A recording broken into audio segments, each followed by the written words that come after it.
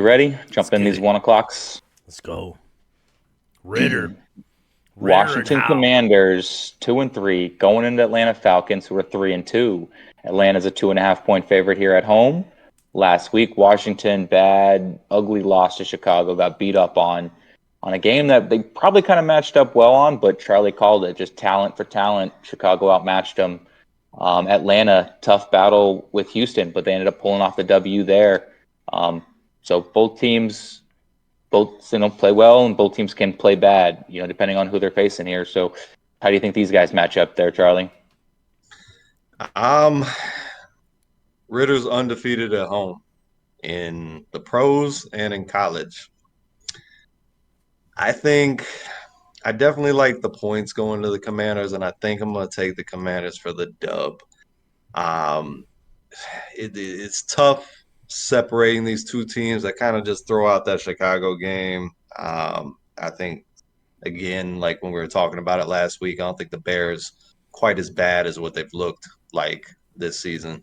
Um, this one to me kind of comes down to Sam Howell is up there towards the league lead in yardage passing. He does have quite a few interceptions on the year, but they are moving the ball very well. I think they can go kind of match for match with the Falcons, but there's been some weak spots. We saw it last week on the Commanders' passing defense. So I think this one's going to be close. It seems like every Falcons game, I said it last week, every Falcons game, they set it at 2-3 points on the point spread. It's because it's usually coming down to that. They barely won it at a field goal against Houston last week. I think this one's going to be close too, but I'm a ride Commanders on this one. How about you, Ed? No doubt. Both teams are starting to look up, and the Commanders lose last week. The Falcons keep it going. This is a attack of the 3-2 versus the 2-3 here. Commanders being the 2-3, and the Falcons being the 3-2.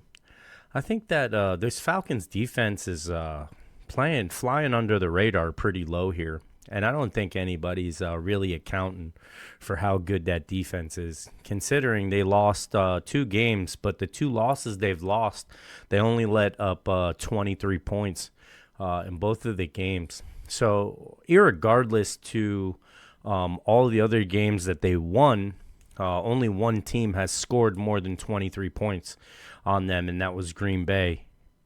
And Atlanta still found a way to win that game by 25-24. So I think here I'm going to go ahead. I'm going to take the Atlanta Falcons. I'm going to take the Atlanta Falcons giving up 2.5. I'm going to take the points. I think that this defense is playing really well. Like you said, it's at home. It's hard to play in the dome at home. Plus, the Commanders will be coming in with a shaky offensive line at best. And I think that that's what's going to be the problem here, and it's really going to affect the Commanders trying to sustain any type of situation going on with the passing.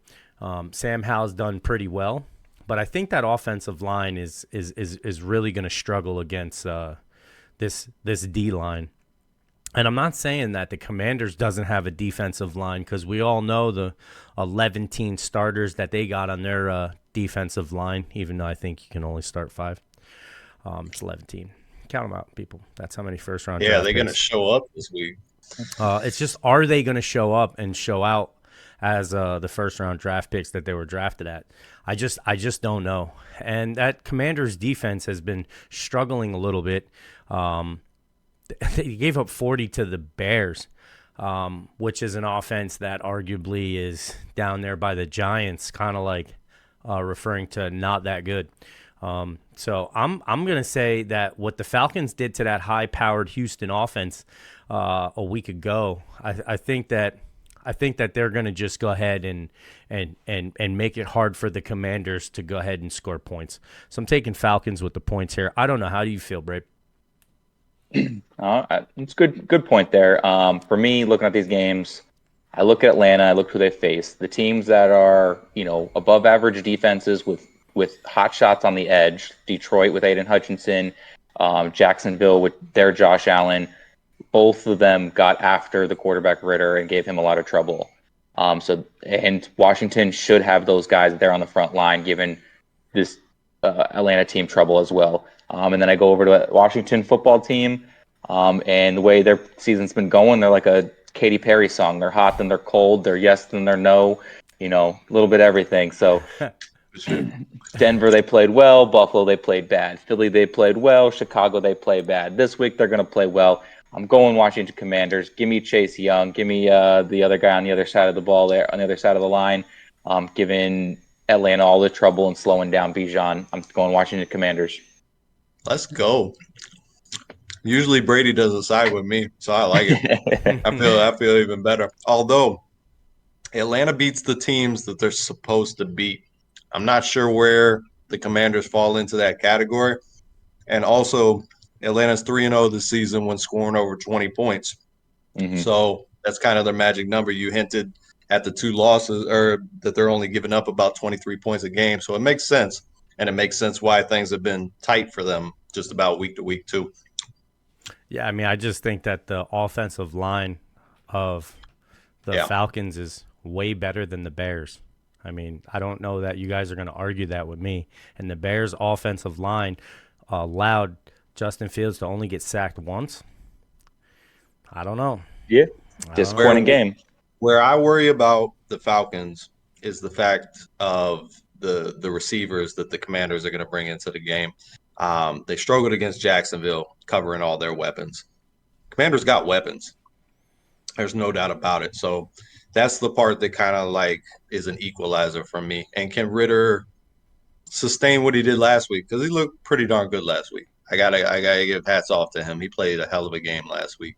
Yeah. And like you're saying, Atlanta does have the ability to control the game, and their defense has played really good this year. Under the radar. What was crazy to me is, Jonnu Smith goes off in that game, and I talked to Maddie about it. Shout out to Spurs. God. I don't understand. I'm trying to figure out why it wasn't Kyle Pitts and why it was Jonnu Smith. Not that Jonnu Smith doesn't deserve to be the guy that gets. That's not what I'm saying. I'm just saying of the two, arguably, in my mind, Kyle Pitts is the more athletic of the two. That's all I'm saying. I'm just wondering why still we haven't gotten the Kyle Pitts sighting that we're all hoping for one day or one game. So where is it? I think we could see it in the future. I think he had like 6 catches last week. So finally they got him the ball a couple of times. Yeah, but it was Jonnu Smith to take the top off amongst tight ends.